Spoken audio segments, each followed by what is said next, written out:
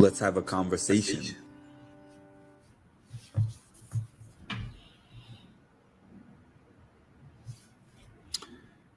Good evening, everyone. What's going on? What's going on? This is probably going to be a lot shorter one than yesterday. Unfortunately, I didn't actually get the time to chop up the footage the way that I would have liked to. I am in consideration of possibly at a later time playing the conversation in its entirety, but I will say I did watch the whole conversation. I will say that. Hello, Shy. Good evening, Lin Lin. I will say that I did watch the conversation in its entirety earlier. It was about an hour long. I was thinking that I actually never watched the conversation beginning to end. I saw the snippets that people had up there. I saw the little parts that I had seen, but I never watched that conversation from the time it started till the time it ended before today.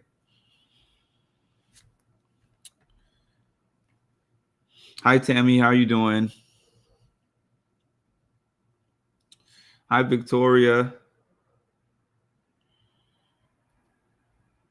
Hello, Chocolate. You made it today. Well, you made it yesterday too, but you made it at the beginning today.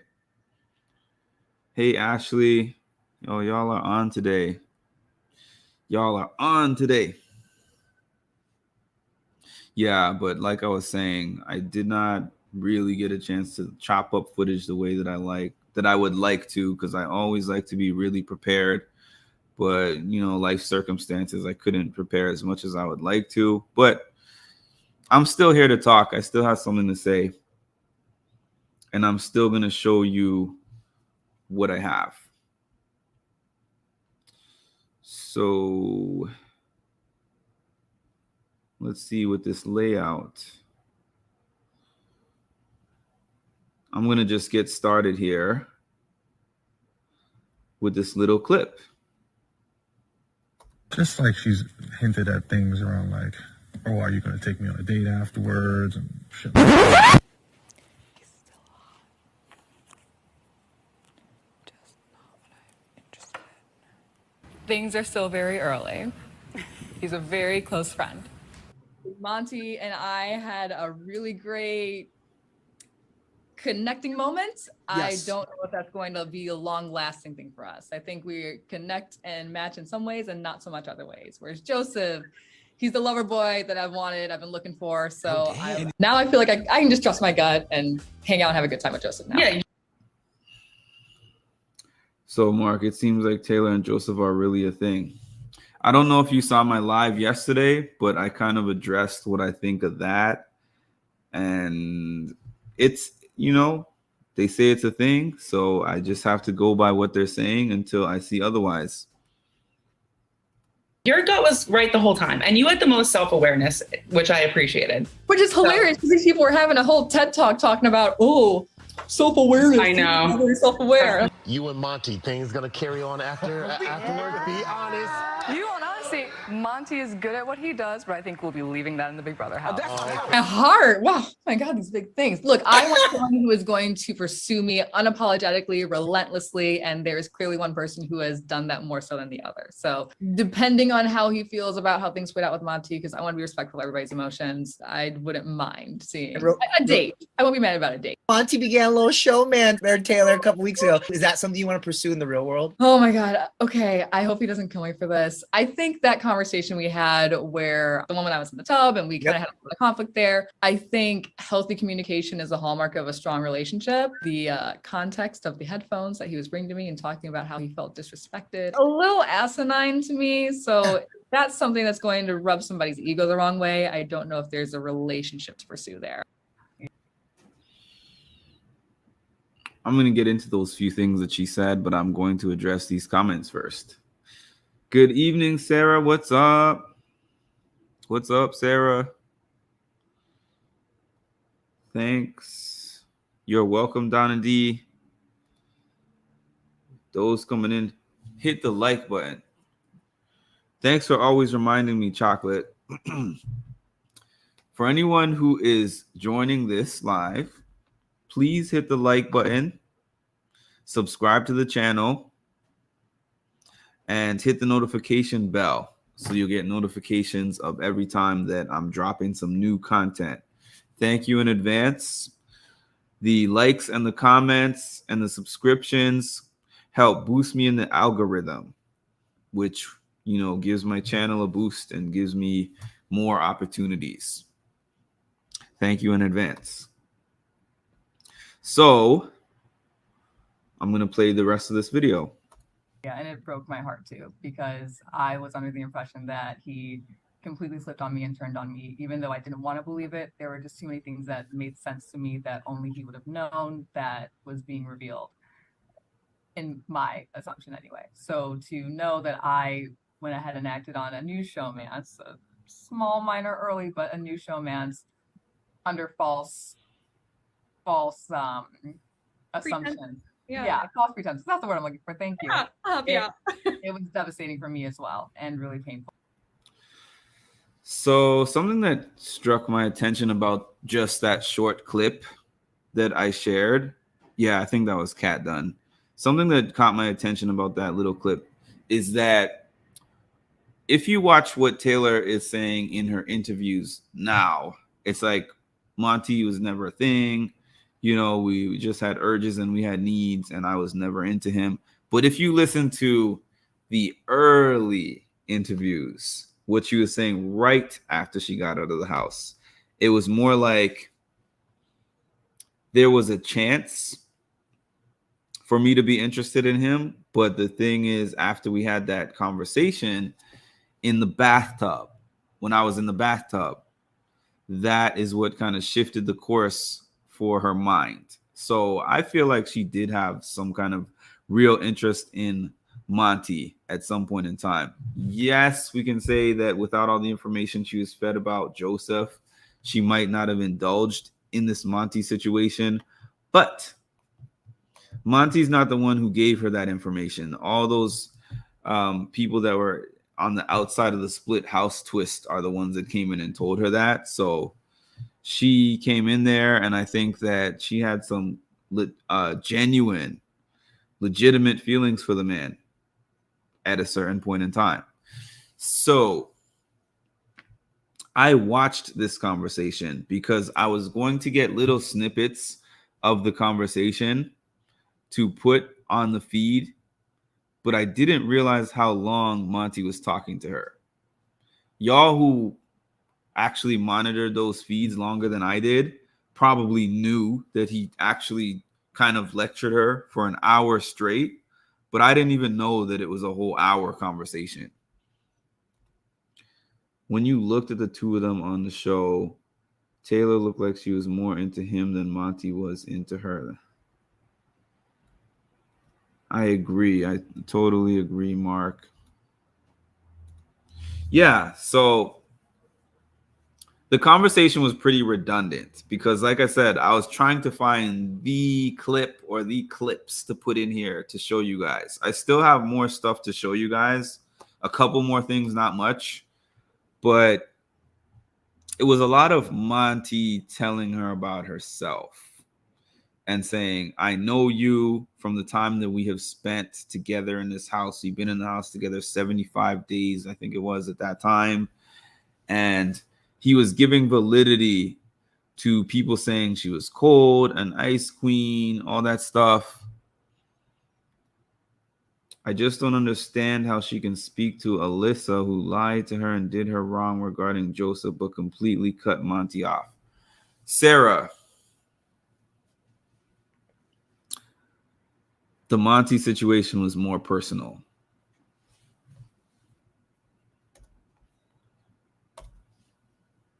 On top of all that, I am afraid of the most gentle version of myself. I am afraid of that part of me because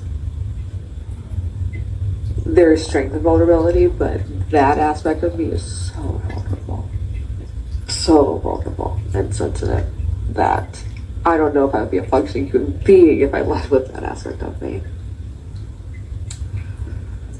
So I don't try to bury that person, but I try to reserve that side of me for people that I feel are the most deserving of it. I want to give you guys a little context on that clip I just showed. Okay, let me read these comments first, though.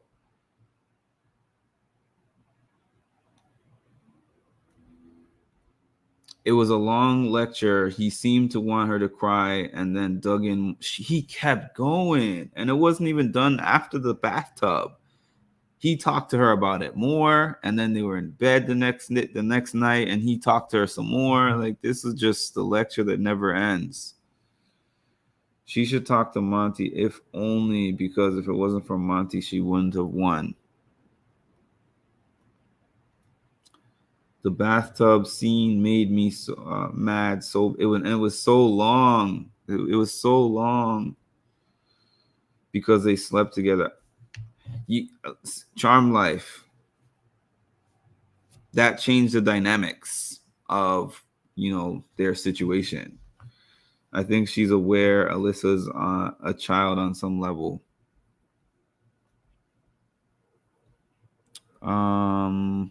You're right, and I think it's harder because she actually developed feelings for Monte. Yeah, I think she did. I definitely think she did. Sarah Matthews is switching up on us. You have a good point. She looks so hurt. In the clip that I just showed, yeah, I'm about to get to that once I get to the end of these comments. And I'm going to show the clip again, actually. Oh, Monte deserves her A to kiss. No, I was wondering why she wasn't giving Alyssa that same energy. It was hard to watch on the live. It was hard to rewatch, Victoria, because I was watching it with the intention of playing some of it for this feed, and I was like, wow, this was really long. His ego thought he would beat her. Only reason he took her to the end. He was judging her. Yes, he was. Yes, he was, Vicky. Of course she was hurt. She's trying to get the truth out of him, telling her how she feels, and he's talking all over the board playing games. You know what, though, Shy?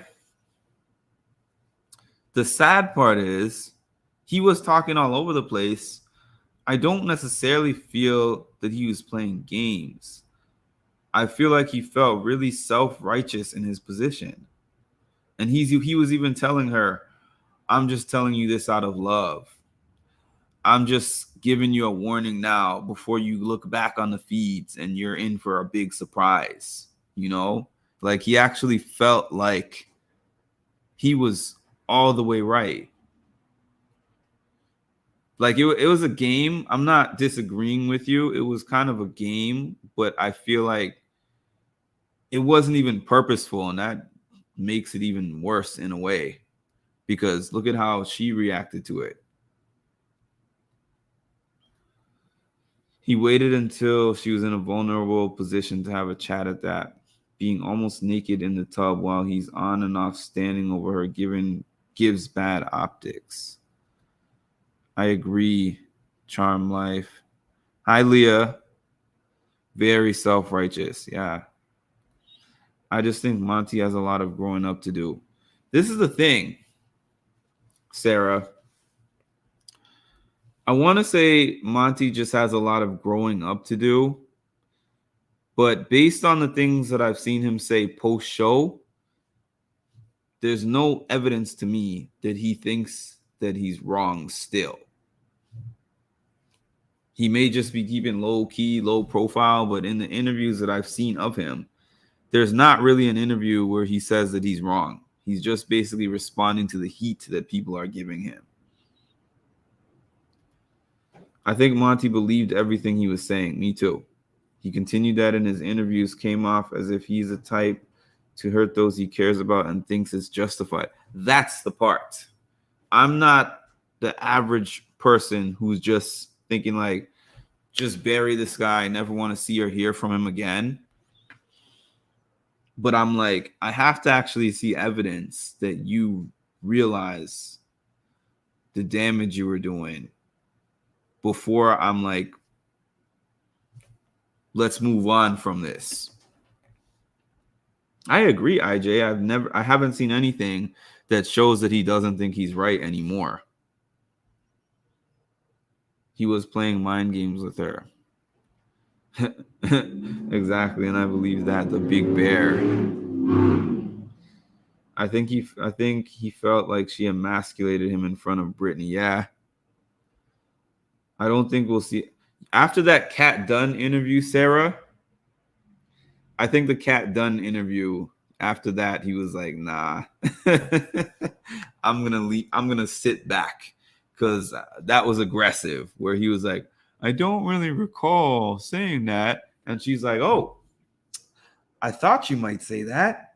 I have it right here. I'm like, yo, I hope one day to reach that status as an interviewer where I can say whatever and not worry about not getting another interview. I'm just saying.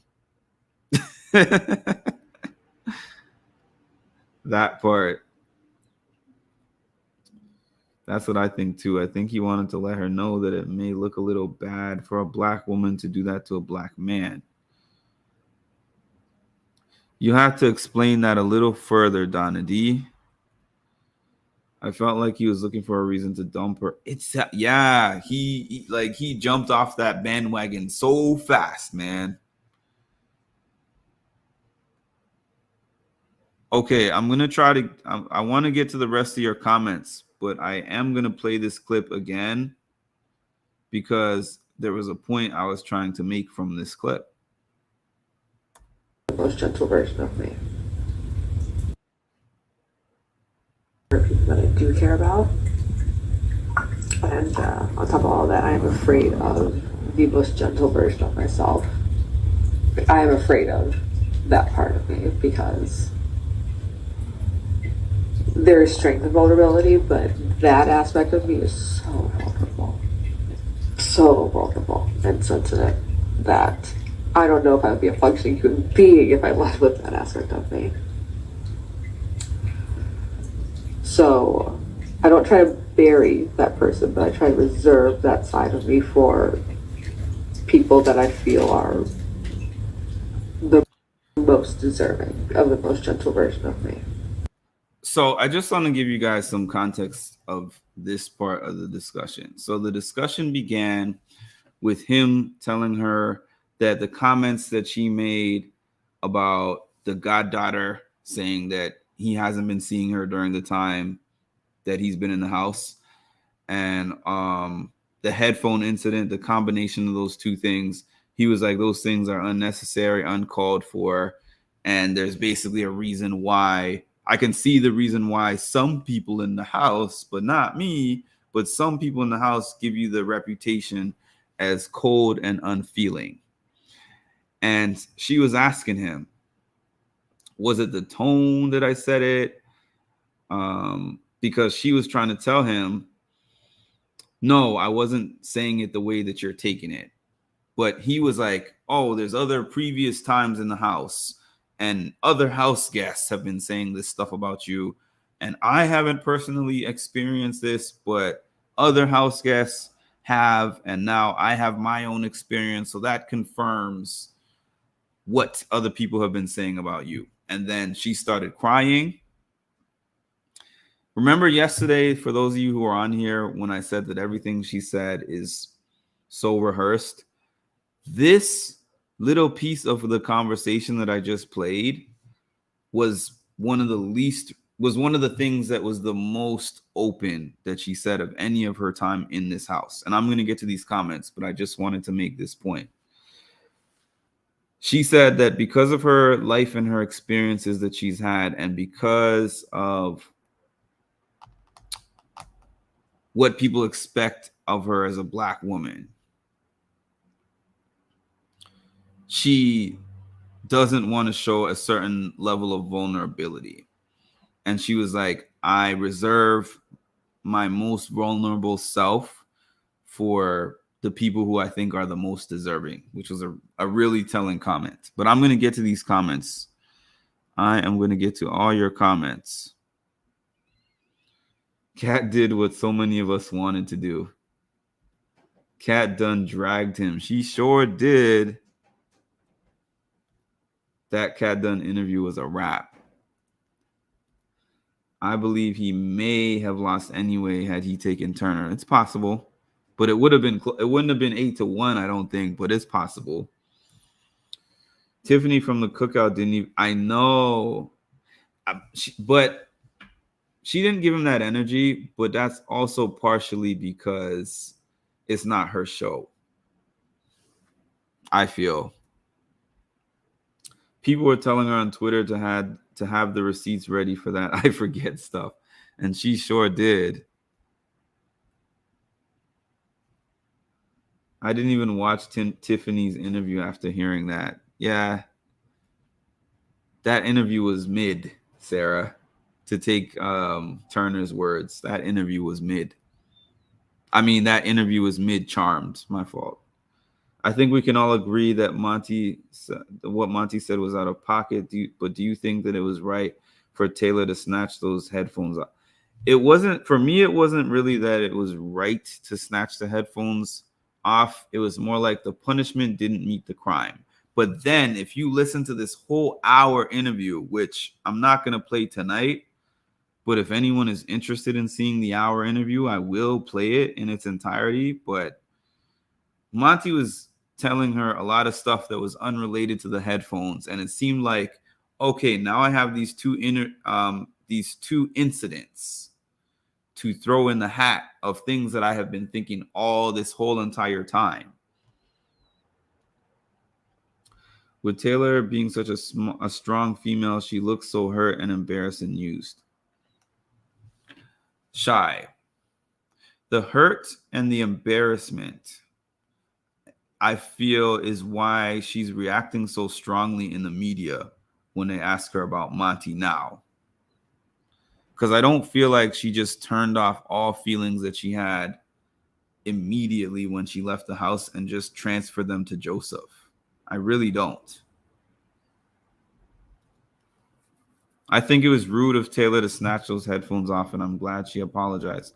She apologized. She apologized for the comment, and she apologized for the headphone thing, but he was going to talk her to death continuously, way after the apology. He was going in way too much.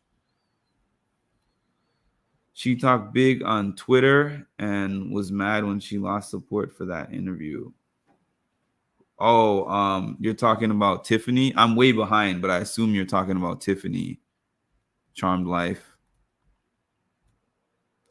Yes, I'm glad she apologized. And no, Monte was messed up for what he said, but playing devil's advocate, most act as if Taylor has not done cringe things in the house. Well, name some of them.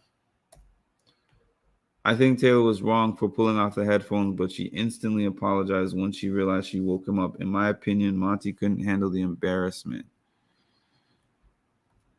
I have 3 brothers and a sister. I learned very early not to snatch anything. My parents didn't play that game. Honestly, the headphone situation, he made such a big deal of it. If he didn't have glasses on, it would have seemed like a hard snatch. Wouldn't have on. I know that's supposed to say. Okay, so we are going to get to, I have one more clip. What's wrong with you? He goes, take these fucking headphones off. I was like, whoa. Yeah, I don't understand, like, why you had to go to that extent. Like, you fallen asleep with those headphones before? Also, what I was like, yeah, I was like, holy shit. Like, so I was like, yeah, I need to go work out. Because yeah. If I were to explain how I actually felt, it might get pretty ugly.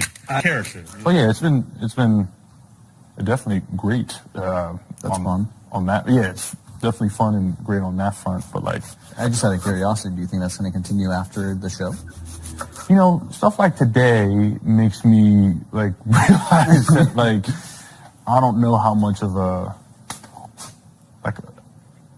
And that's literally one of the things that I talked to the doc upstairs about was like this internal conflict of, okay, I have some things biologically happening that, I'm sure you understand. Yep. I'm sure Okay. Okay, I have to read these comments first. Monty reminds me of my sister. Instead of addressing the current issue, they feel the need to bring up every little thing they feel you did wrong to them. LOL, Mark. Yeah, Tiffany. I feel sorry for Monty's future wife. Woo, child. Tiffany acted like she wanted Monty for herself. She probably did. I said that on Winner's Circle. Of course, they deleted my comment. This combo was so unnecessary. I agree. This is game for Monty right here. I feel like biologically there were obviously some things that drew me to her, but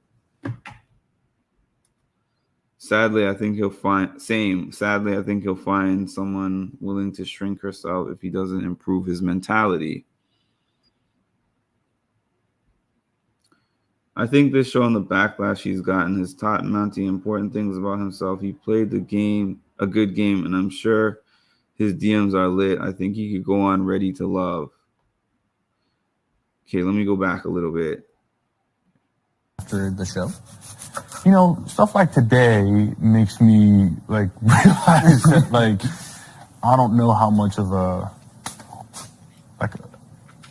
and that's literally one of the things that I talked to the doc upstairs about was like this internal conflict of, okay, I have some things biologically happening that I'm sure you understand. Yep. I'm sure you're missing Megan for many reasons plus that, Of course. So I think there's that struggle that I had, and then okay, I acted upon that, but did I feel like it was with the person that I'm going to be with the rest of my life?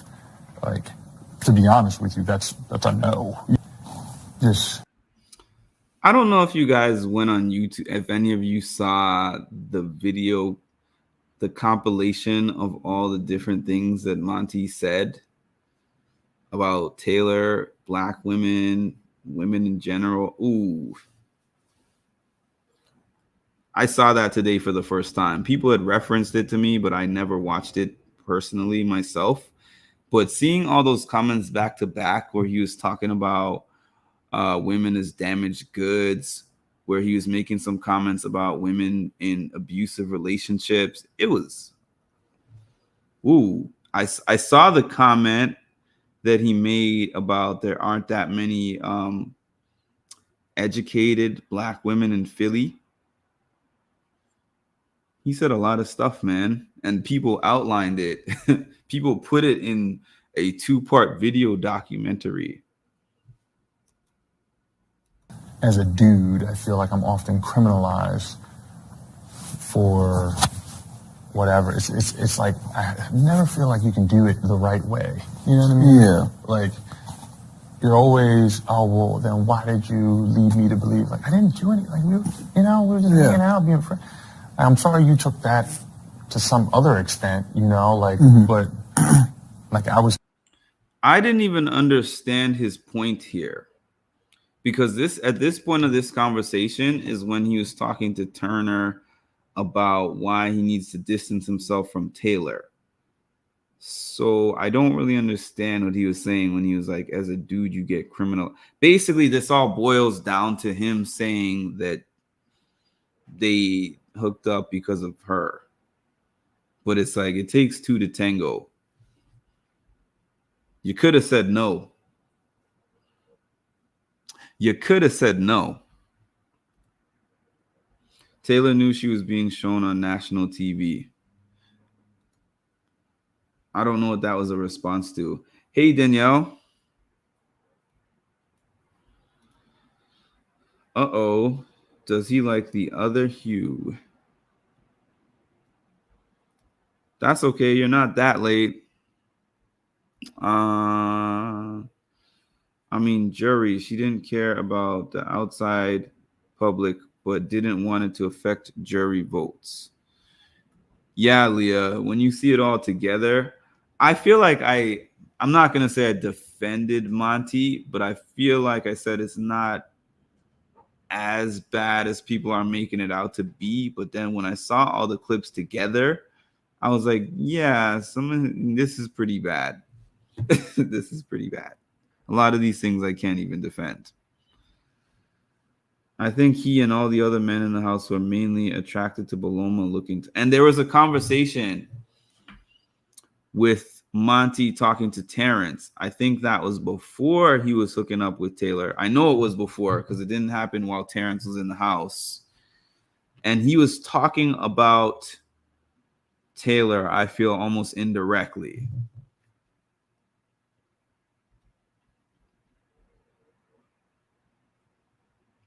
Wow, did he have to say that? Lin, they are on YouTube. They're on YouTube. It's not really a documentary. It's just a compilation of clips. I'm gonna tell you what it's called right now. If I can see it in my YouTube history, I'm gonna tell you right now. If you want to look it up.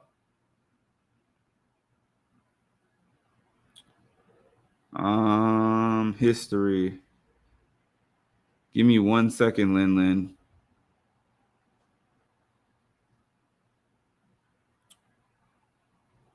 Okay, so it says Big Brother 24, Monte Taylor, misogyny / colorism supercut, and it's 28 minutes and 57 seconds. And there's two other videos like that as well.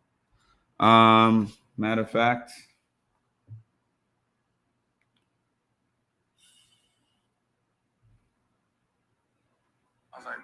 let me finish playing my video before I even get to that stuff. She meant for the game. I get it. I'll just say I live in Delaware, but I don't date in Delaware. Everything he said was nothing new. It was more the way that he said it, though, Charm Life, because I have my own opinions about Philly, as y'all know. I have my own personal opinions about Philly and New York, but it was more the way he said what he said. That's Monte, dude. It's totally rude. He never respected Taylor. That's the whole thing. He never respected Taylor, and she never felt like she could be vulnerable with him.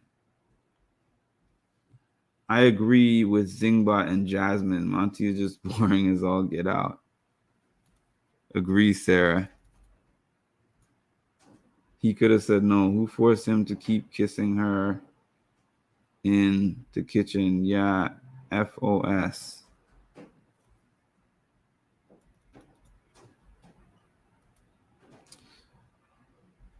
I don't know why these comments. The fact that there were 4 parts. I didn't know there was so much stuff, Leah. I mean, I don't know. Maybe I don't know if I saw all of this at the time, but looking at it all together, I was like, there's so much stuff. There's so much. If you defend him at this point on those things, you pretty much agree with him. That's the way that I feel. Unpopular opinion, but honestly, I think that he said all of that to Turner to hide their relationship and how close they were, so he can make sure he would still take him if he won that final HOH. That's an unpopular opinion for sure. That is such a shame that the white standard of beauty is still so prevalent among us. I wish we could do better for our children in our homes. We have to dispel those myths. Word. If you listen to Jasmine interview with the Secret Alliance podcast, she hit the nail on the head with Monte. He never tells you anything about himself, but always wants people to be vulnerable with him. I definitely noticed that, Sarah. Well, you have people who agree with you. Yep. I wish Jasmine was in another season. I don't mind Jasmine, but I'm not dying for her to be in another season either. If you put Monte Taylor in search, you will find. Yeah, there's plenty of videos. The one that I was talking about is just one of many, to be honest with you. She said she would play again if asked. She is a very entertaining personality. Although I didn't like Jasmine's actions in the house. It was unreal. Jasmine was funny, I will say that.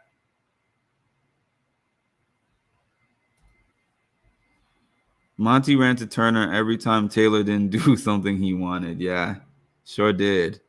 He even complained to Brittany. He wanted everyone to know. I agree, Sarah Matthews, about Monte. Yep, Sarah. Jasmine said in an interview that she has a lot to address from childhood. I think her background has a lot to do with her issues. Okay, let me play the rest of this. Keeping it here, and which makes me think. Actually, let me run it back a little bit. The right way. You know, I acted upon you. I'm sure you understand. Yep. I'm sure you're missing Megan. This internal conflict of, okay, I have some things biologically happening that, you know, I'm sure you understand. Yep. I'm sure you're missing Megan for many reasons, plus that, you know. Of course. So I think there's that struggle that I had, and then, okay, I acted upon that, but did I feel like it was with the person that I'm going to be with the rest of my life? Like, to be honest with you, that's a no. Just as a dude, I feel like I'm often criminalized for whatever. It's like, I never feel like you can do it the right way. You know what I mean? Yeah. Like, you're always, oh, well, then why did you lead me to believe? Like, I didn't do anything. Like, we were just hanging out, being friends. I'm sorry you took that to some other extent, you know, like, but like I was keeping it here, and which makes me think, like, should I be distancing myself, or should I just? This is the shit that I get conflicted. Yeah, you know very. I mean, Very understandably, especially with the dynamic of what we're doing right now. And 1-year-old. And I was like, well, no, you haven't. Yeah. God, I feel awful. I did not mean to say, like, no, you haven't been present for this person. No, you don't love or care for this person. I was just saying, like, oh, no, it's really been, like, 9 months because of where we are. Like, we are cut off from the world. I'm sorry. You see how that could be a very obvious sort of condescending statement. Yeah. And then shortly thereafter, in the middle of my nap, you take my headphones off. It was like some sort of power trip. I was pretty much just done with the day with you, you know, to be honest. Like, I'm just trying to understand, like, what is your intent? Like, can you explain that to me? So Brittany came up, and we were talking. Maybe it is a subconscious wish to not want to seem like I am the lovey-dovey girl who doesn't think of the game and throws everything away and is just nothing but marshmallows to you all the time. Yeah, this is... That's unnecessary. She's like, yeah, I guess it was unnecessary. I was like, what if you said that you've seen your grandmother all your life, and I jumped in and said, well, not for the past 3 months, you know, like, how would that feel? She was like, yeah, and she was like, honestly, seeing my grandmother, I think just made me more aware of that, and I don't know, maybe I've been hypersensitive to that sort of stuff, and I just pointed it out unnecessarily. And then, she apologized up and down about it, or whatever have you, so I'm just glad she didn't take the Kyle approach of, like, just overtly trying to deny that she said anything wrong. To think that you feel you have to be one person in one situation, another person in other situations. You should just be you.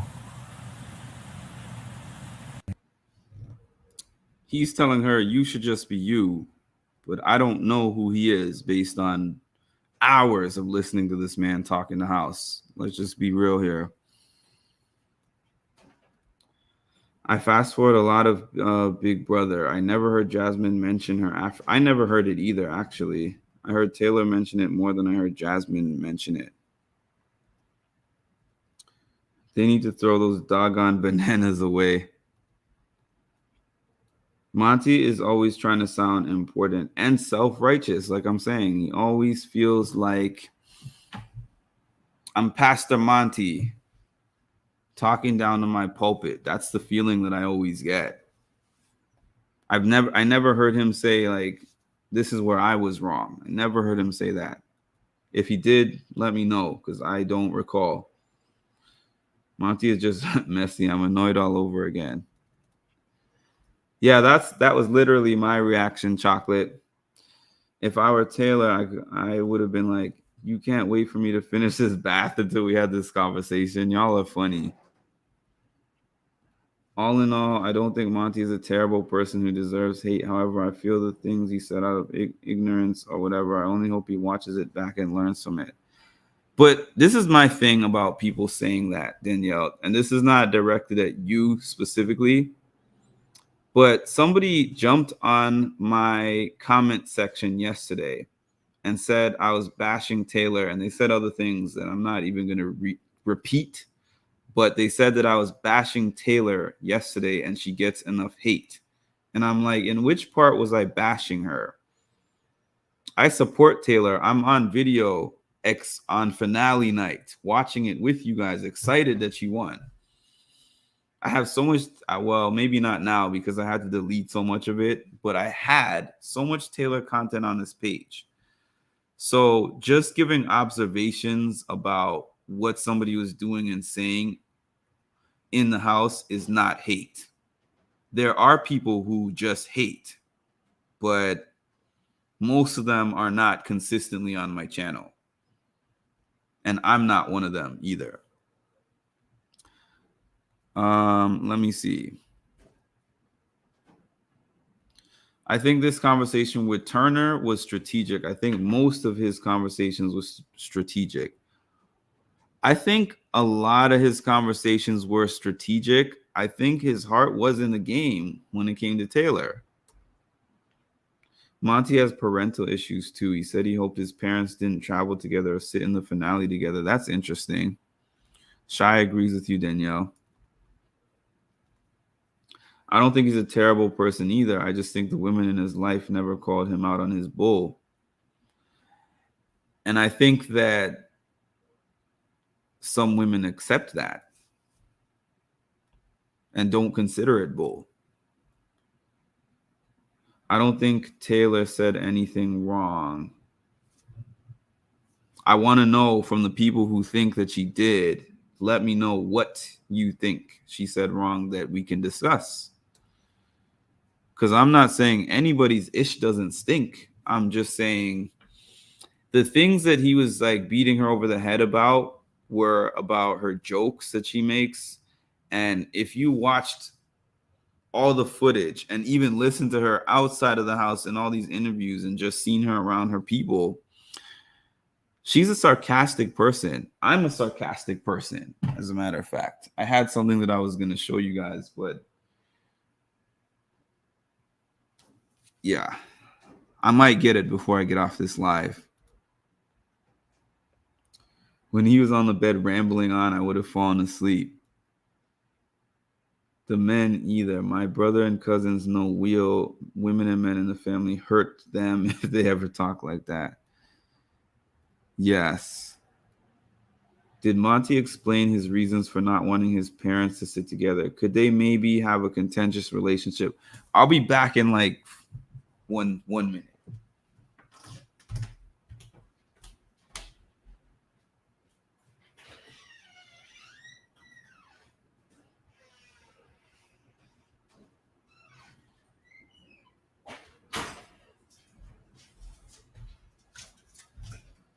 I saw this in the store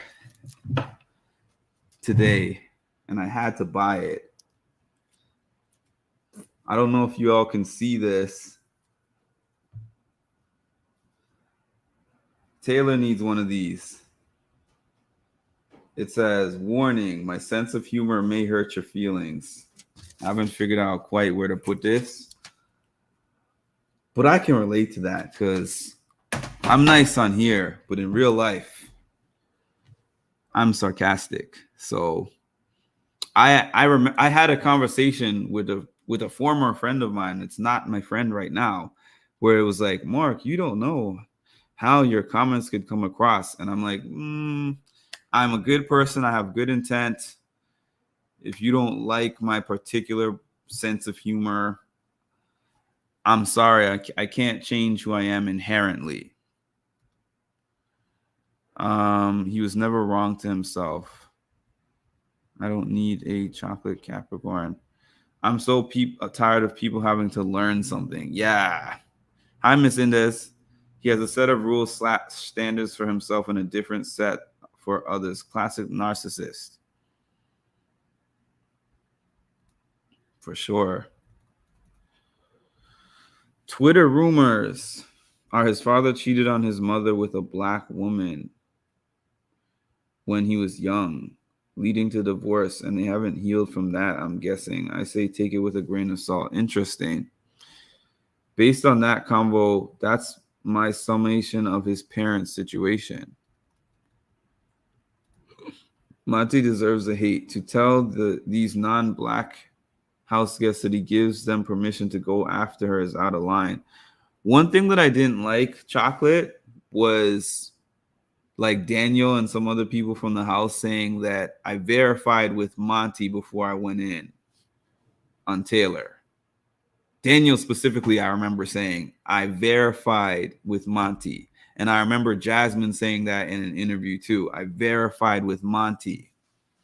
And then even though Monte apologized to Taylor for what he did and said, some of it in the house, when they had this headphone thing and the goddaughter stuff, he circled back and validated those people saying those things at that time.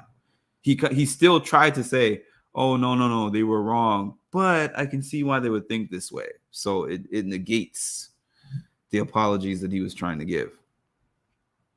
So true. A lot of women who would agree with Monte's thought process. Trying to catch up here.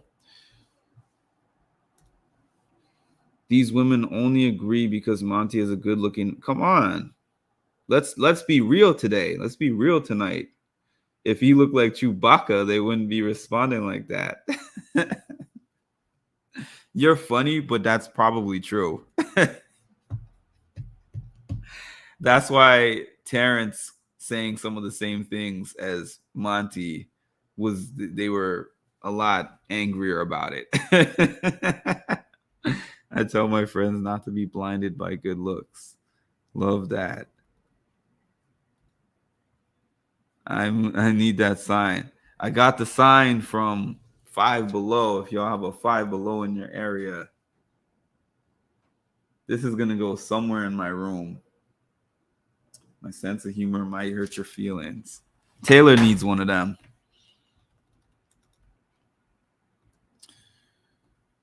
I get that. I'm saying for me, that's how I see it when I watch the clips, and everyone has the right to feel how they feel about it. It's all love over here. Yeah, I'm not actually directing it at you, Danielle, just in general. Some people feel like commenting on what was going on in the house equates to hate. Now, I know there is actual hate. There's lots of hate going on with these Big Brother house guests. But, I feel like having a dialogue about what's happened in the house, the things that they've said, and kind of our opinions on it is not automatically just mean hate.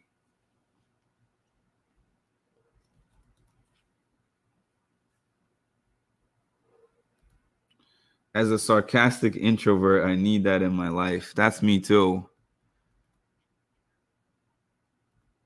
Monte, I believe, was listening to a lot of Kevin Samuels. I really don't trust Joseph with Taylor. Oh, man.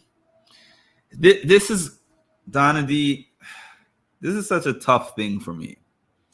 Because as I had to deep dive into this before I got onto this live, I was watching all this Monte and Taylor footage. I watched most everything.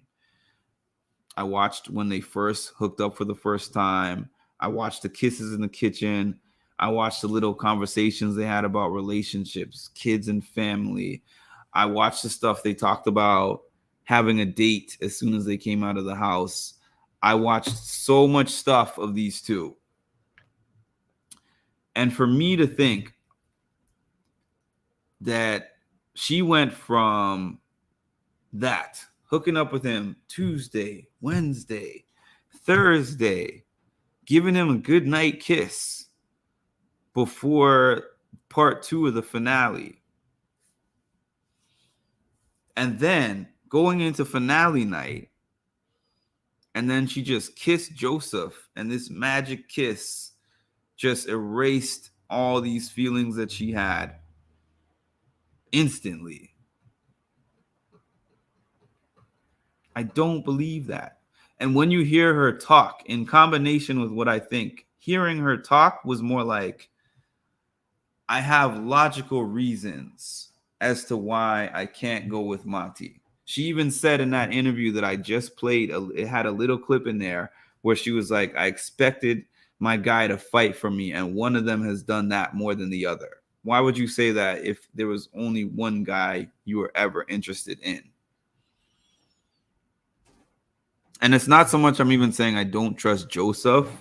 It's just more like I do question the validity of the feelings that they have at relationship wise. Monte was so controlling. If you didn't say it the way he wanted you to, it was wrong. This guy have issues. The outside crew cleared that up. They already knew everything he shared. Kyle really did spill everything. My Five Below doesn't have it. I was just in there today. Oh, really? I guess Five Below has random stuff, so I agree. Their relationship seems so fake. They talk about the first. I know it's something that just seems. It doesn't seem too genuine to me, but I don't know. I don't know better about their relationship than them, but loving the sign due to 5. Okay, I'm glad. To me, it looked like Taylor revealed some things. Joseph revealed some things about Taylor that Kyle hadn't. But I'm glad he didn't throw her under the bus. I was giving Joseph the side eye. Joseph, I think, did reveal some things, but he did so as an attempt to stay in the game. Because I think he even explained that.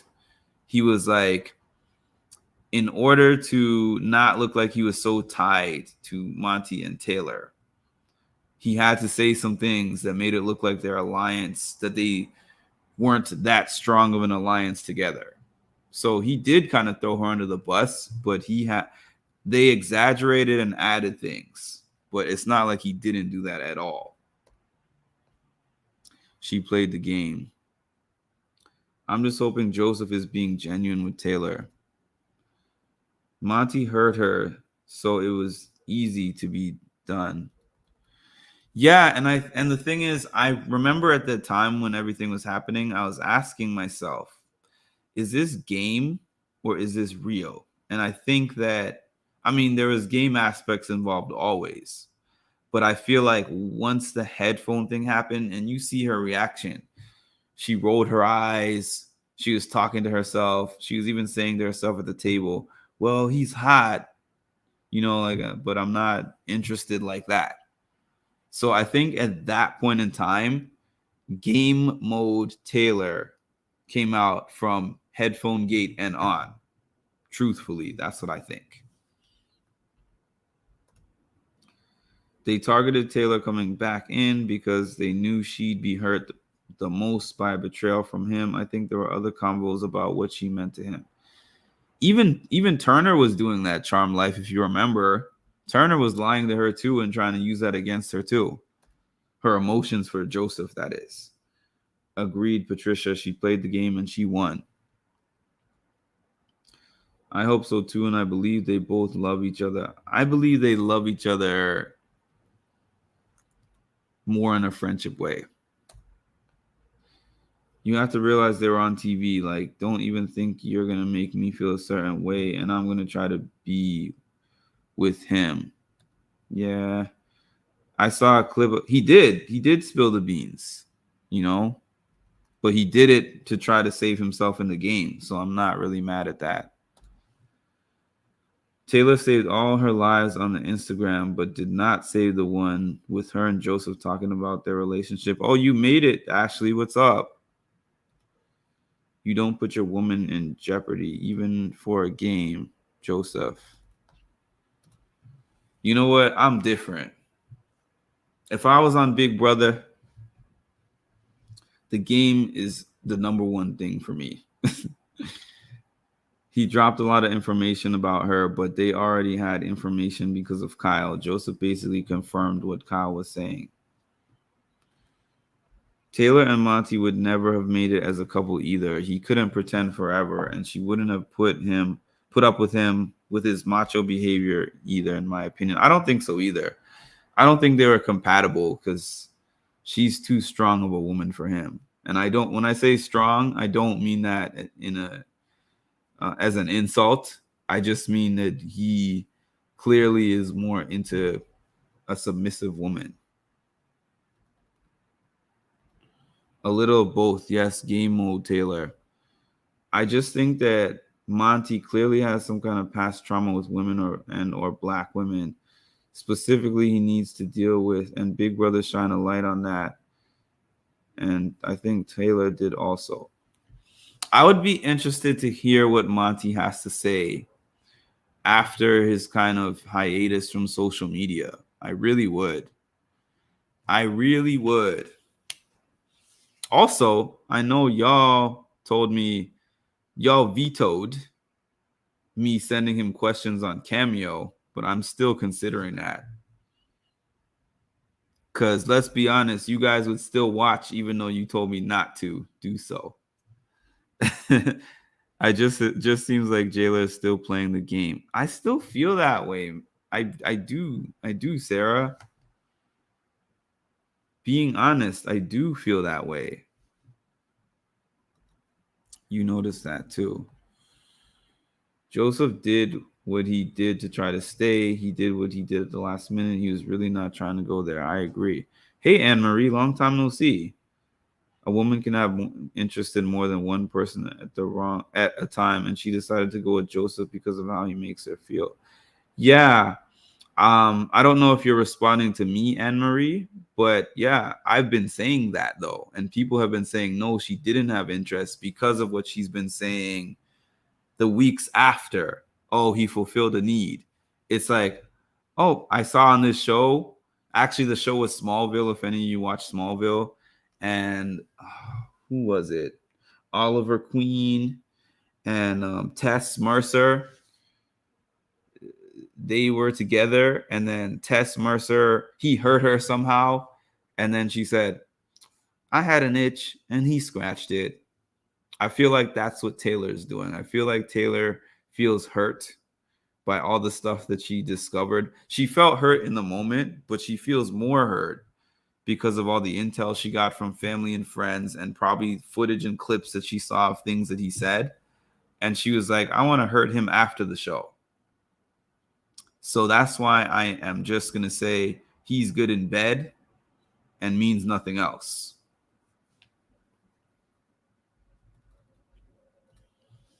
I watched some clips of Joseph talking about Taylor in the house. He's into her. I think the public exposure makes him at least want to pull back some. They both said they love each other, but neither said they were in love with each other. And they made that clear, especially Taylor. It's sad that a lot of males only want women to bow down to them and intimidated by women that think for themselves. And I never understood that. I guess because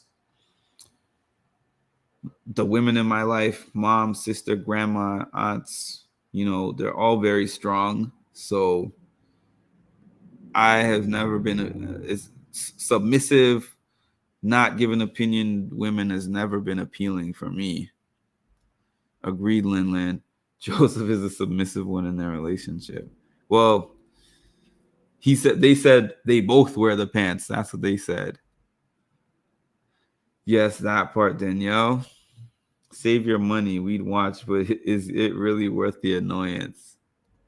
I said considering Charm Life. I'm not 100% going to do that. I think Taylor was the woman on paper he always wanted, but never prepared himself to be with a woman like her, which will explain why he was so curious about her and her thought process. Van Hoot is not on here today, but Van Hoot said Monte fumbled the bag. This comment that you just made right here is really interesting. I can see that. I can see that, Danielle. I could really see that being true. Where if he talked to his buddies about the type of woman that he wants to finally settle down with, he probably would say somebody who's beautiful, somebody who's athletic, somebody who is a career woman, think for themselves, they can be independent, you know, they don't have to depend on me for everything, income, all that kind of stuff. And then when that woman showed up on his doorstep, it was like, no, this is too much for me. I need someone I can kind of step over and tell them what to do. I can see that too. I believe they love each other, and the reason for them getting away was to get to know each other on a different level without everybody. They're in love. They're talking about being together forever. It's so much and it's so soon. That's how I feel about that. I know that everybody says that days in the Big Brother house are longer than days outside of the Big Brother house, and I do agree.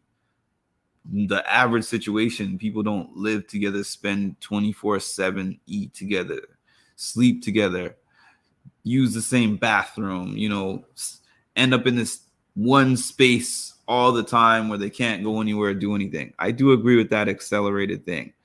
But I felt like the things that they were saying to and about each other outside of the house came so quickly off of the heels of what was going on inside of the house. We're human and it takes us time to process things. And I know Taylor said all the right things.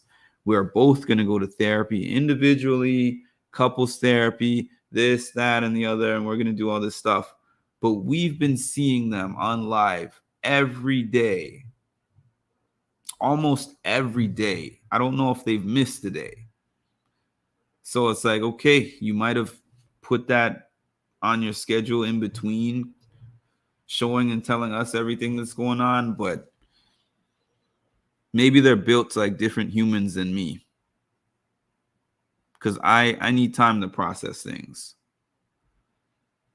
Taylor has all the makings of independent arm candy, but he wasn't ready. LOL. It's funny. I believe Taylor did have. I'm glad y'all are saying this, because I was saying this and nobody was agreeing with me, but I guess y'all agree. Some of y'all agree. She asked him, would he have hooked up with Amara? They had a lot of pretty deep conversations in between the stuff that's being highlighted. Time will tell. That's my catchphrase. You stole my catchphrase, Leah. I expect all the We're in Love stuff from Kyle and Alyssa. I always expected Taylor and Joseph. Yeah, they move faster than I expected them to move. And they kept talking of Charmed Life. They kept kind of alluding to the fact that they're trying to please the fans in a way. Yes, they said, oh, if we'd listened to you guys, we would have jumped together right away. But they were dropping hints, teasers, pictures, scandalous pictures. They were making all these jokes. They were watching all these they were watching the show clips together. They were going shopping. They're traveling. We're seeing everything. They went to Canada. They went here. I know some of that was promotional stuff that they got paid to do, but still, that's the reason why people were asking, is this performative? I also think,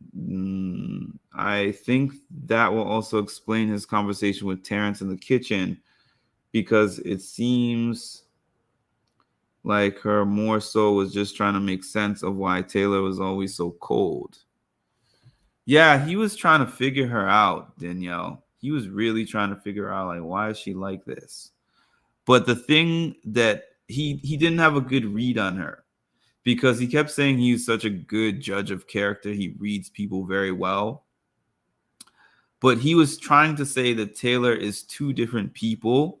And I don't think that she was really two different people. I think that he wasn't paying attention enough to really get to know the person that she was.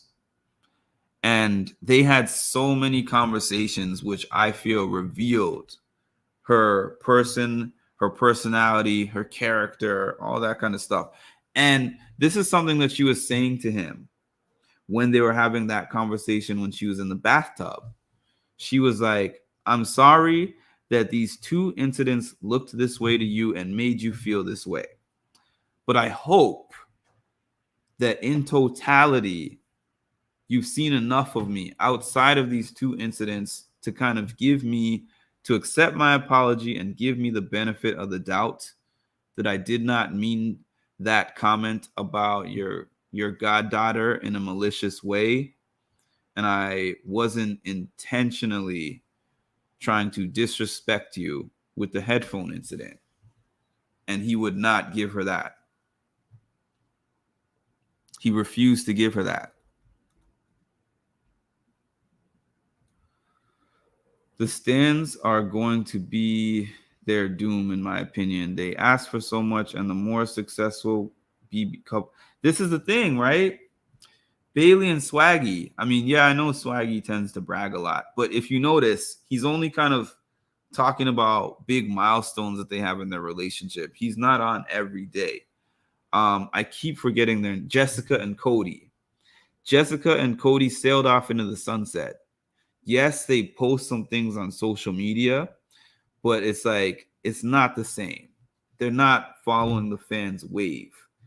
I feel like even if they do have genuine love for each other, they're going to have to unplug from the jailer stance to succeed with this relationship. They really are. It's going to take a lot to have a relationship with millions of people and them if they want to keep going this route, which as of now, it looks that way. Terrence was just the wrong person to talk to about that whole conversation. Was so disappointing because it could have been a teachable moment from a married man. Yeah, he could have been the voice of reason, Danielle, for sure. And he was just gassing it along. I agree. And I think Terrence is just an old fool. Sarah, you're killing me today. I mean, you kill me most days, but today. Monte said that about Paloma on the first day. He can't read Dr. Seuss. They were together 24/7, except for that 1 week they went home. He went to Terrence because he knew his. That's true, Charm Life. You have a point there. You have a point. I bet Monte hasn't even seen that goddaughter of his yet. Yes, and he said that in his interview with Tiffany that he was going off of who he thought she was from week one, but then saw a different person when they got close.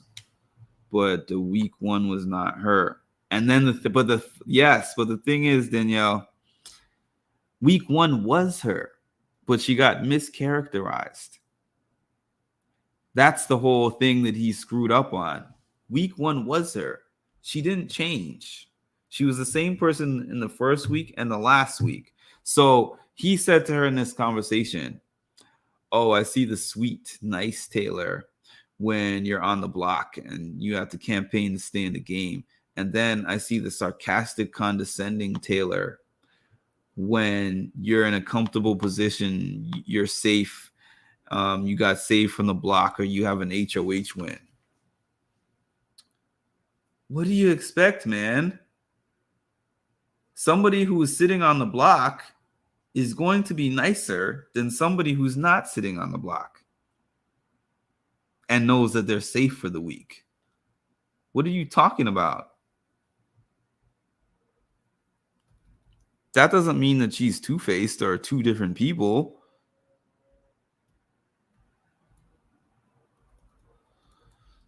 I laughed when he told Kat his goddaughter is in New York. My godsons are too. And so is your boy. I'm here in New York.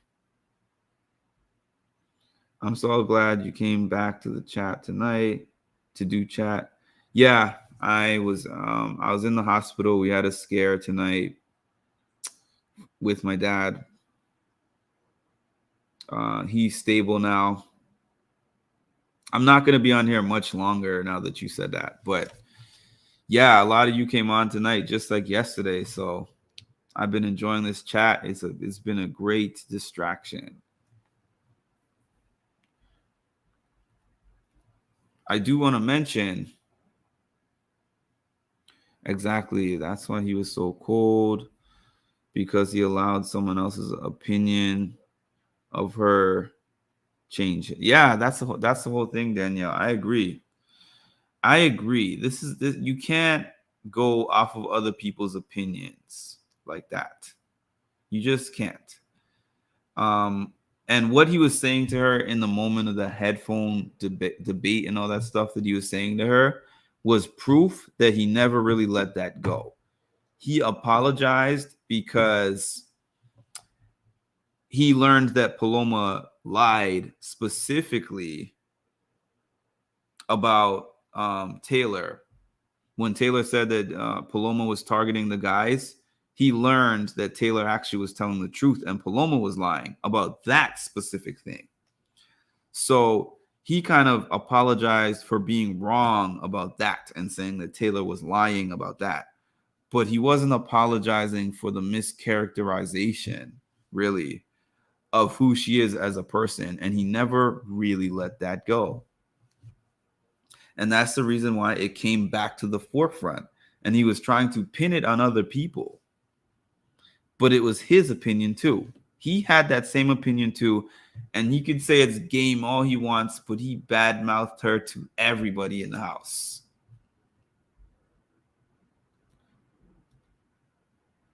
That's Monte with his double standards. The fact that Monte trusted Paloma should have let him know his judgment is a terrible judgment. Exactly, Mark. I loved the disappointed look on Monte's face when Taylor won and when he realized he wasn't in the top 3 for AFP. He actually thought he was in the running because he kept telling Taylor, well, you're going to look back at the footage and I'm just trying to warn you of how you come across. You come across like this. You come across as condescending. You come across as an ice queen. You come across as this. You come across as that. And it's like, actually, America has spoken. So yeah, I know that he was like, what? This is not what I expected. This is not what I expected. Taylor's karma really came for him. He really took the biggest hit at the end of the day. You know what? You ain't lying. You ain't lying. I feel like even though he won, second place, 75K, I feel like Turner is happier in his position than Monte is in his with that third place. Will, you finally made it on one of my lives. I mean, I don't know. You've probably been on others, but I know you usually catch my video posts more than my lives.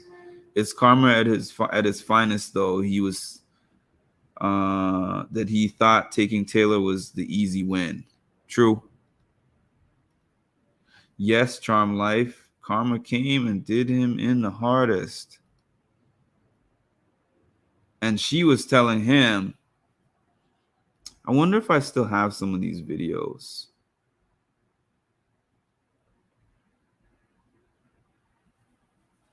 Yeah, maybe for another time. But yeah, this part here, I feel like was such an important moment of hers. People that I do care about. And on top of all that, I am afraid of the most gentle version of myself. I am afraid of that part of me because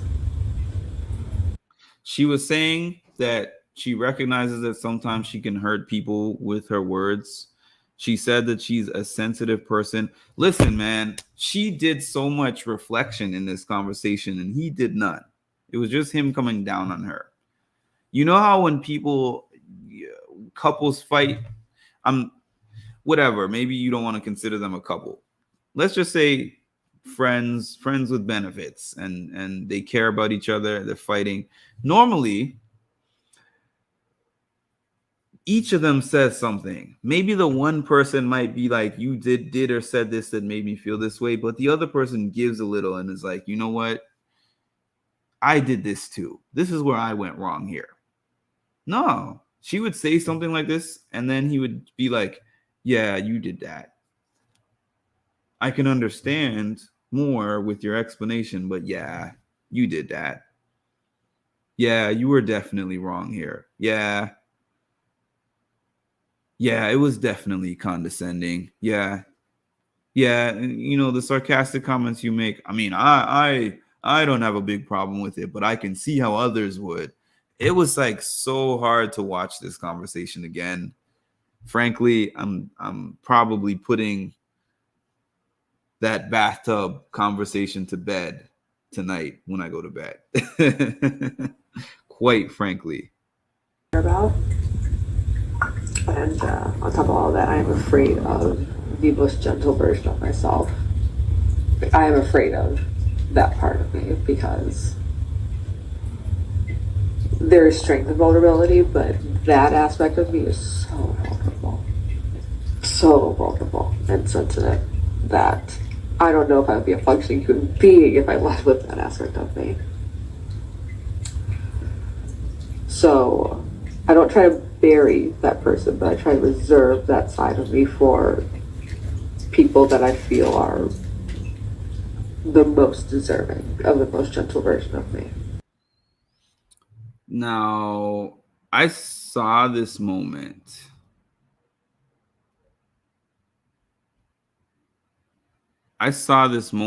When it was happening,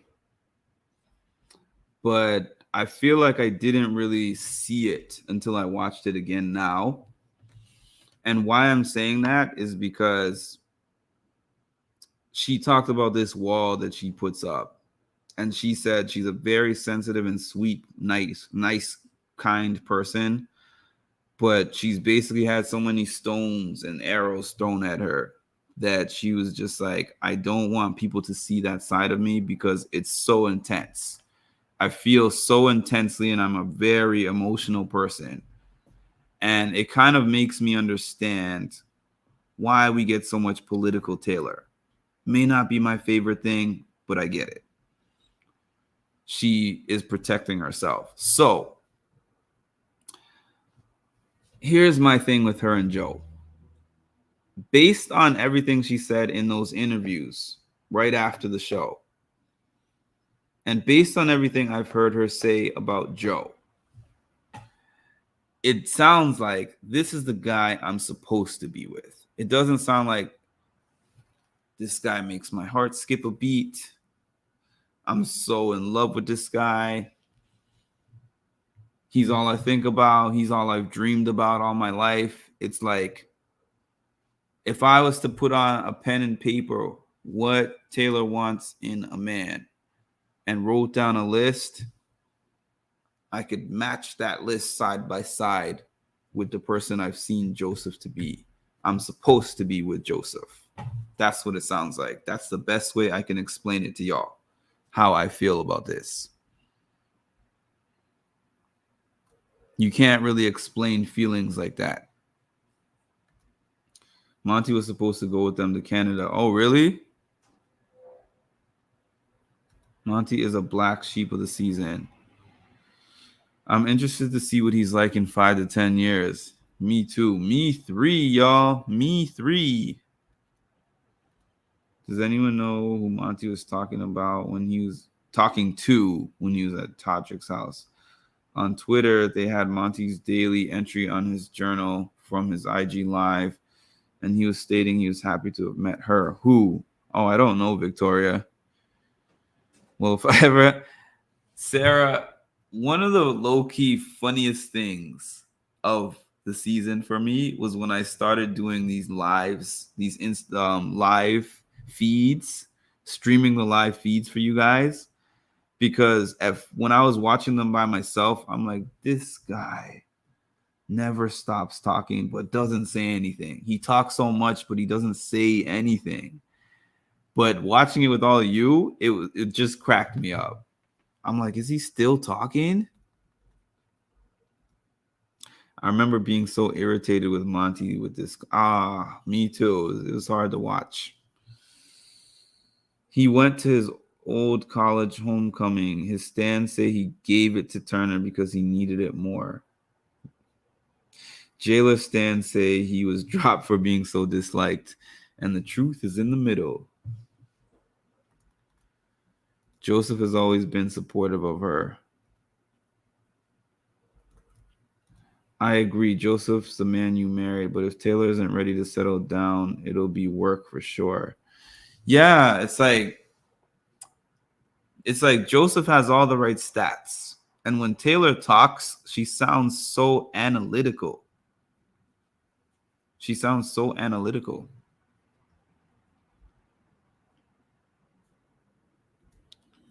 I think she is trauma bonding with Joe, and she is doing what she feels everyone wants her to do with Joe. Y'all, I'm not wishing for the relationship to fail. All I'm telling you guys is if I jumped on here a year from now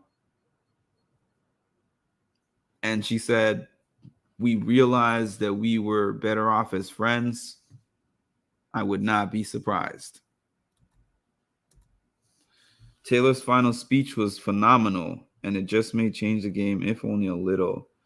A lot of Michael's wins didn't add up to Taylor's endurance.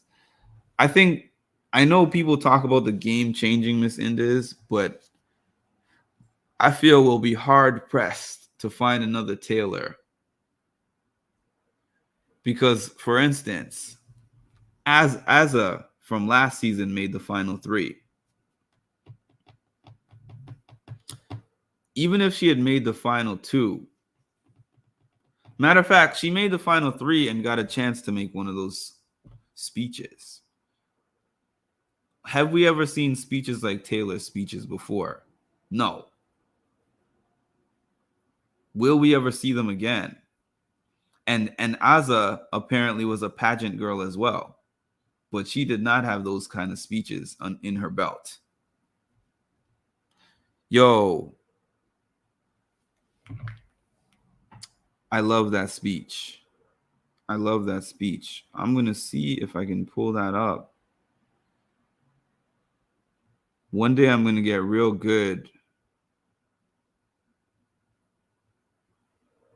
One day I'm going to get real good at this.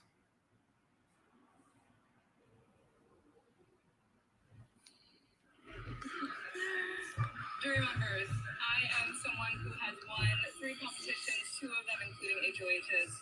But I'm so much more than the wins I have had. I've proven that I can win in real power, but I'm more than my wins in this game. Monte may have more blood on his hands than me, but as someone who has sat on this eviction block 6 times on eviction night, I have bled out the most in this game. But I have bandaged myself together every single time and gotten up and continued to fight because, like so many other women in the world, that's what we have to do to get to the end. We have to take care of ourselves and put ourselves first, but also looking out for the rest of the ones who are behind us.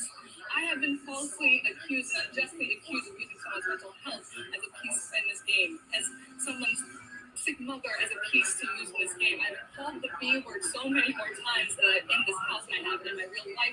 Not to mention, there was an attempted all-white alliance formed, and I had to sit on the block, left on the block next to the person who tried to form that alliance. I have overcome so much in this game, and I've come to understand that I am not a shield, I am a sword. I am not a victim, I am a victor. And if there is one word that's going to describe the entire season, it is resiliency. And if you are to ask yourself the most resilient person that the season has been, it is me.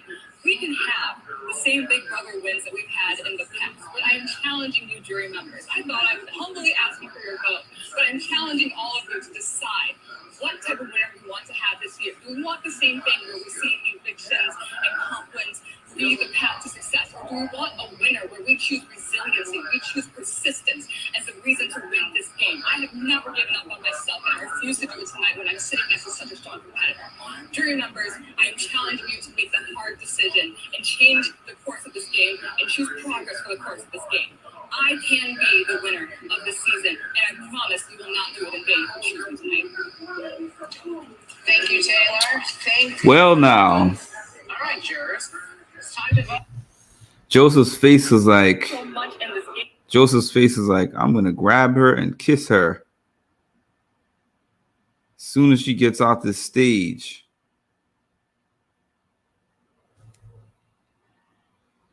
It was this moment when. That's my future girlfriend right there. Anyways, I watched that speech too. I tell everyone that speech reminds me of Viola Davis's speech at the end of How to Get Away with Murder.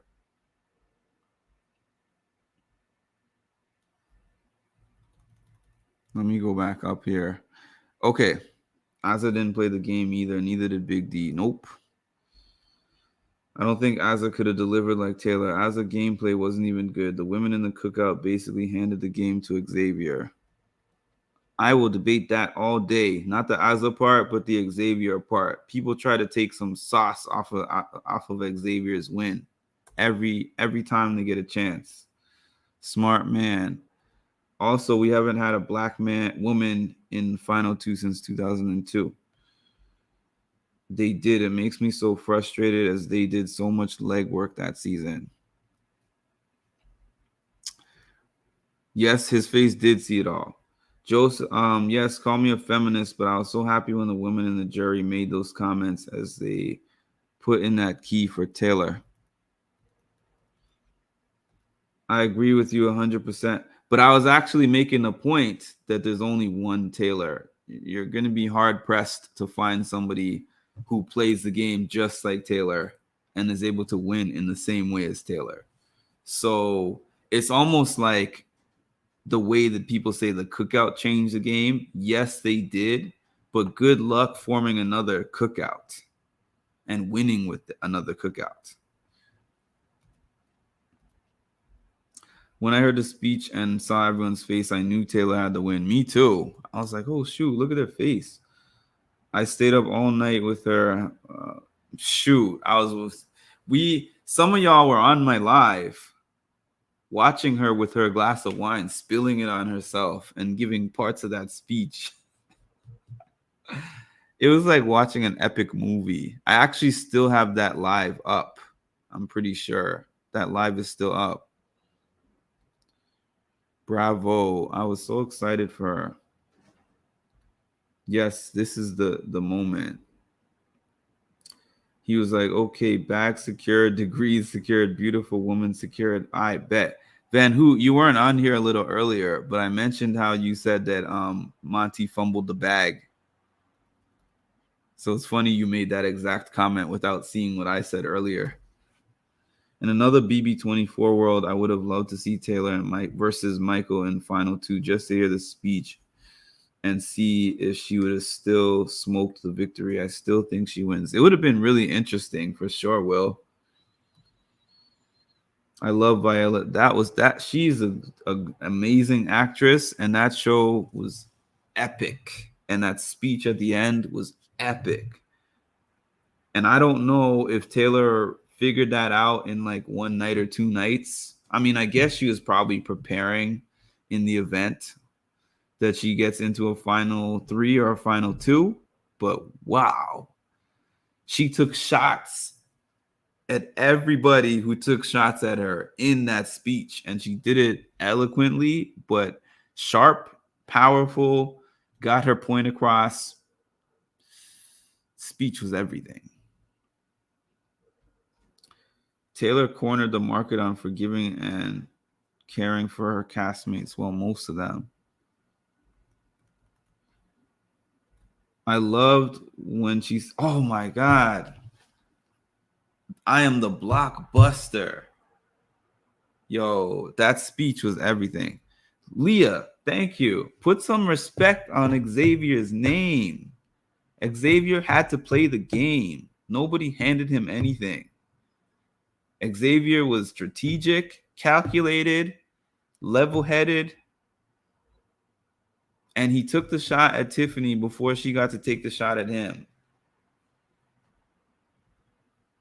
I hear you, Mark, and I agree with you. I feel a way, as there's so many ladies here that is like, I am a feminist and I defend Black women.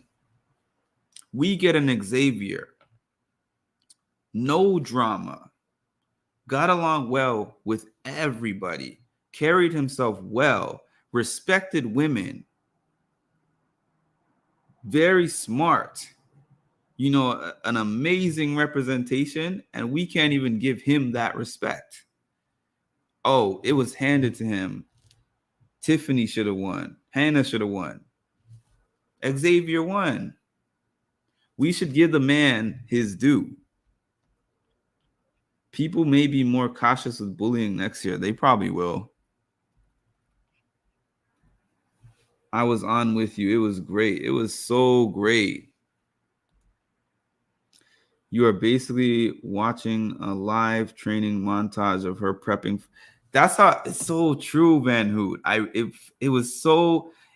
I think those of us who watched her the night before, sitting in the bathroom with that wine glass in her hand, going over it, and then watching her deliver this thing almost flawlessly the next day, man, it just made it more epic, movie-like. I think Social will be weighed more, but Taylor's game will not be repeated. The underdogs will be kicked out ASAP next season. Yeah, because now they'll be looking at them. It was so funny how everyone acted like Alyssa was going to be such a big threat. Imagine Alyssa sitting in a final 2 chair next to Taylor. She would be looking wild in those streets. Oh, dang. Yeah, definitely. But yeah, Monte definitely fumbled the bag hard. Yes, he did, man. Yes, he did. He may have won against Turner, too. Hit me with it, Danielle. Hit me with it. Another unpopular opinion, that should say, I'm sure. I think Monte fumbled the bag, the real bag, right? In the end, especially with Taylor, but he did play a good game. Monte did play a good game up until the end. That's how I feel. I feel like because people were comparing him to Xavier and they were saying he was playing an Xavier game. Tiffany was saying it. A lot of y'all were saying it. And I agree. He was playing an Xavier game. But Xavier came in with more of a game plan, I feel. And I think that he was always thinking about the threats around him. And essentially, Monte let a Tiffany get to the end with him, whereas Xavier made sure that Tiffany was going to be out. It was like, I'm going to work with this cookout, but I have to get Tiffany out, because if I'm in the last 2 chairs with Tiffany, I'm going to lose. Monte didn't know how to pull the trigger. Monte was looking so goofy sitting up there, sitting next to Taylor. Monte probably never wants to watch that footage again. It was the savage. Y'all are savage. I'll be honest. I never saw the season before this one because I stopped watching when that Huckleberry Finn type guy was being racist to the girl named Kemi. I see. Exactly. Absolutely. Xavier was the man in that season and my favorite player. I did love Tiff as well, but who didn't? I'm going to leave this comment up here for a few seconds for y'all. I have to. Because it's so rare that I don't see somebody say Xavier's game was handed to him.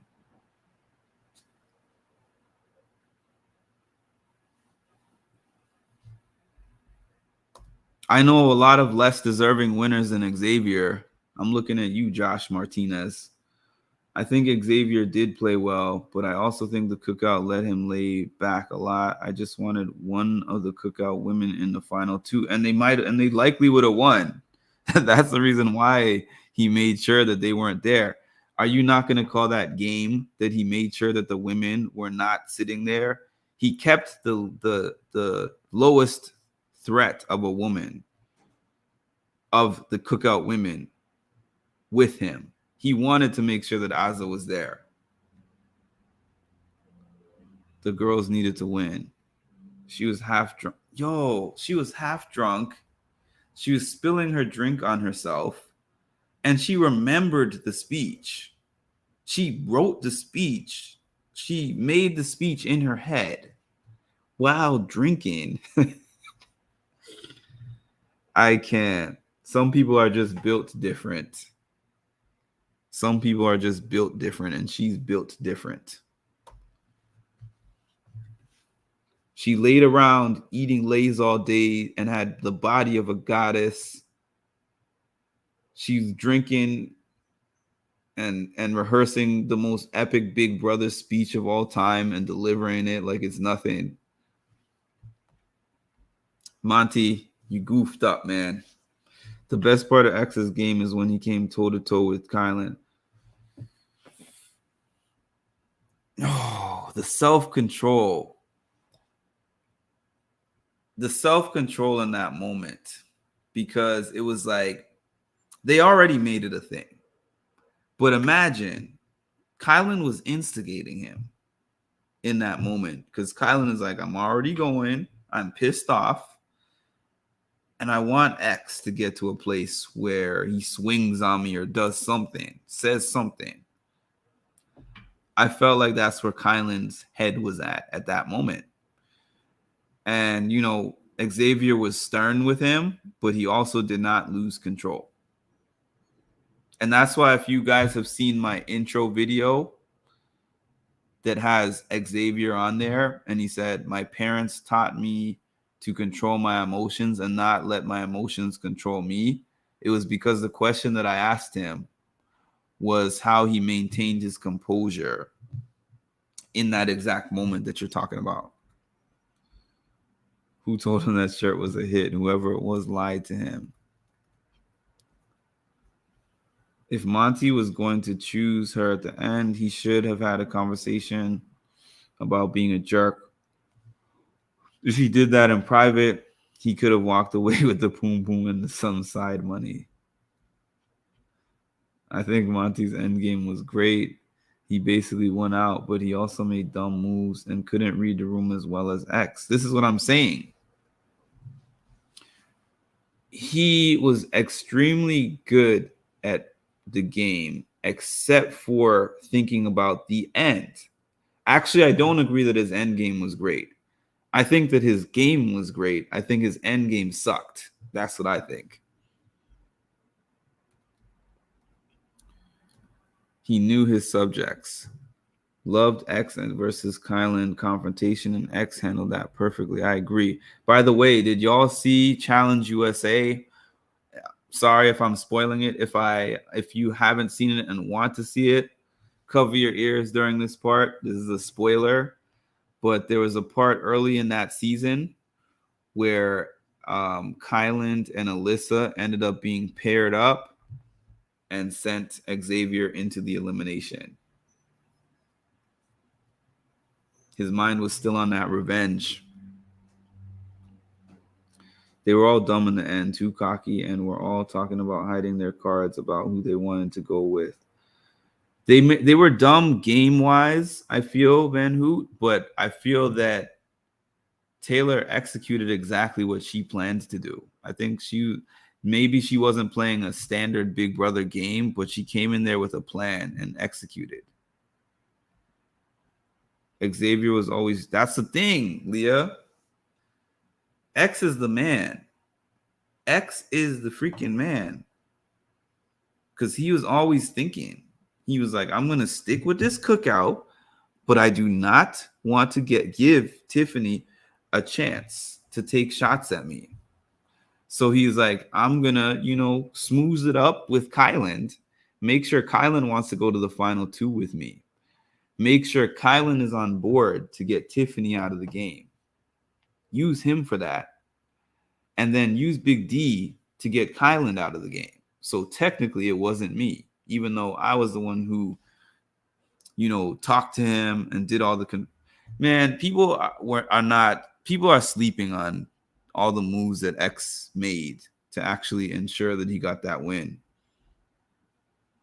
The good job and thigh pat Taylor gave Monte. I said that I was going to be on here quick, and I'm almost on here the same amount of time as yesterday. This feels like Big Brother all over again. You ever going to go back? And I've watched the Cookout season.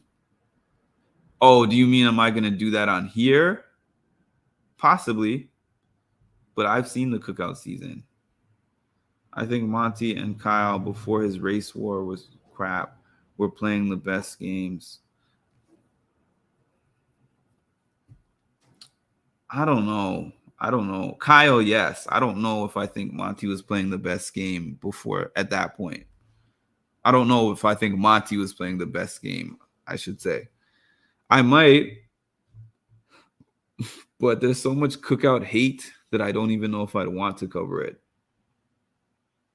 Kyle wouldn't have made it because he was open with that relationship and would have gotten taken out eventually. Kyle threw his game away for Alyssa.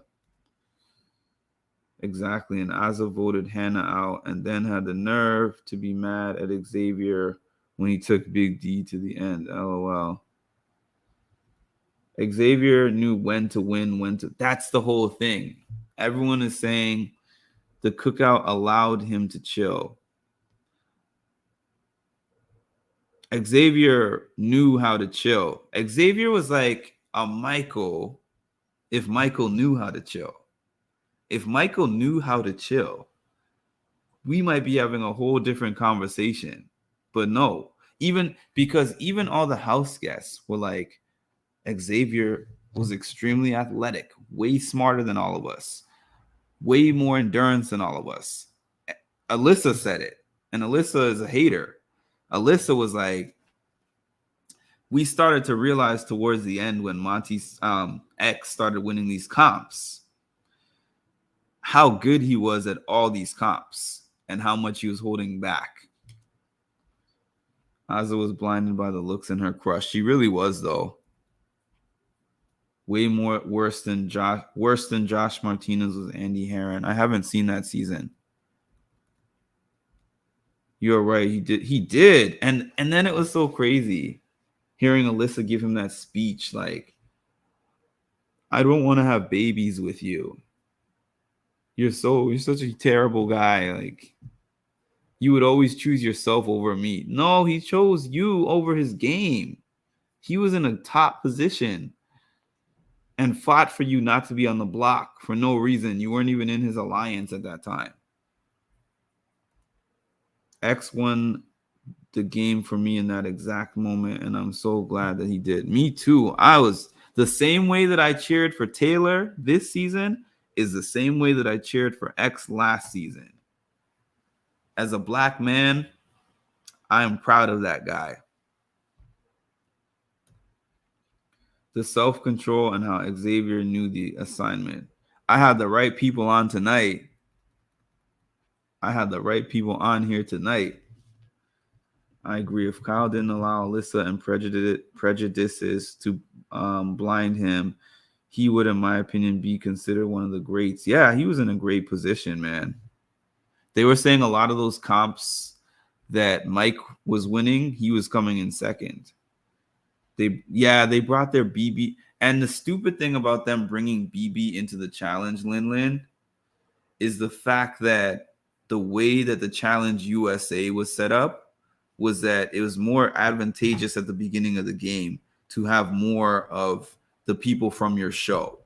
So to take shots at people on your own show, especially from your own season, right away was not the brightest. Kylan is super petty, man. Kylan is super petty. Xavier was playing chess while the others were playing checkers. He was. The only other person that was playing chess was Tiffany. And that's why he was like, I got to get the queen out of here, because the queen is the most powerful player on the board. Which season did you? Definitely 23. Definitely 23. There's so much enjoyment for me at the fact that all these black people, despite the fact that they took shots at each other once they got to the final 6, we don't work together. We don't work together. I was having a conversation with Van Hoot about this.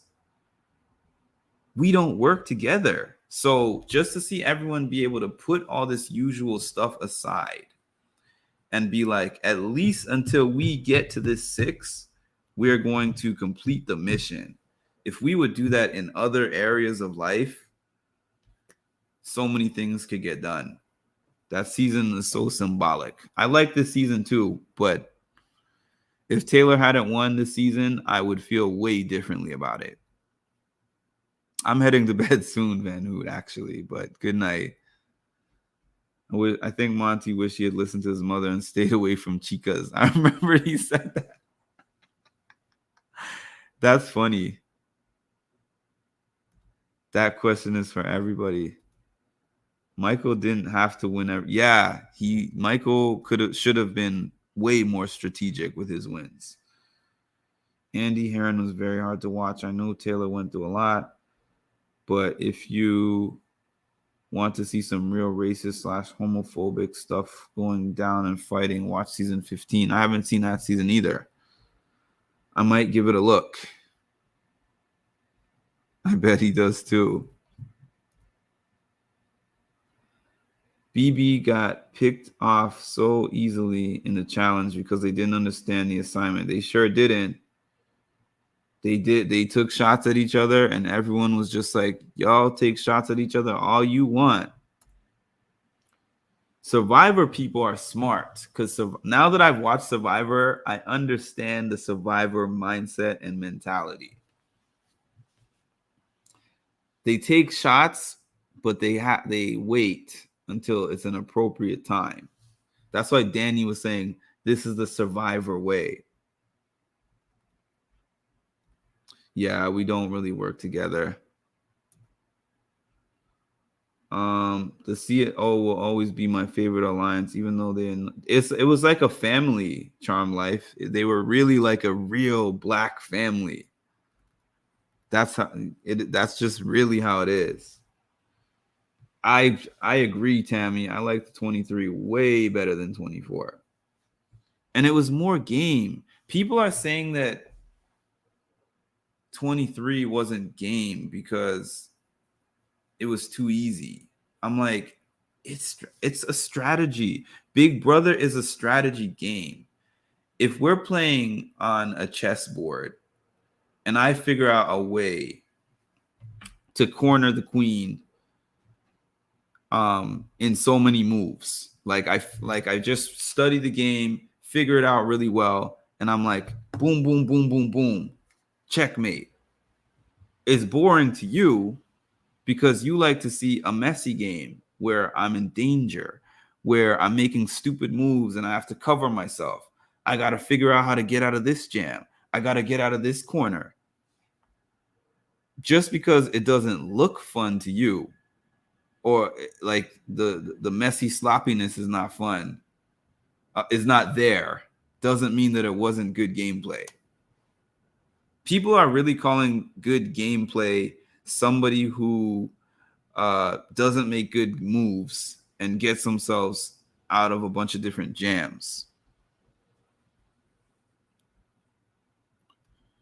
BB15 was horror awful. Survivor people have no problem working together with their worst enemy until, yeah, I've noticed that. They will work with their worst enemy and then they'll be like, all right, we got out Big Brother, we got out this one, we got out this one. Now it's time to take those shots at each other. But until then, we kind of have a respect that we are not going to go against the grain until needed. And the only reason that I think that Tyson took that shot was because he realized he was on the outs. He was really on the outs when it came to Ben and Sarah. Alyssa came in to challenge USA with revenge mentality for sure. If Tiffany hadn't came up with that idea, it would have been way harder. For sure. And even X said, he was like, I will let Tiffany have that she came up with the idea. But he was deeply involved in the execution. Speaking of queens, how about Danielle BB6? Something I didn't like that I saw on Twitter was that Danielle was kind of refuting, saying that she was saying that she lost fair and square, basically, that it had nothing to do with race.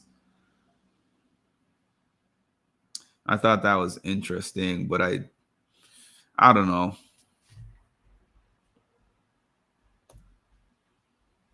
But yeah, she was an awesome competitor. Alyssa and Kylan both did. Anyways, y'all, it is 12:50 my time.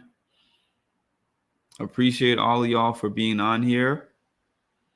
For those who are new, welcome. Please hit the like button, subscribe to the channel, hit the notification bell, and drop a comment after this video is posted. X did say, I'm rich, y'all broke. And when he went on the winner's circle on finale night of this season, Cody and Derek were like, I love that side of you. Yeah, anyways, thank all y'all for being on here. I hope y'all have a great night and a great Saturday. And I will talk to y'all soon.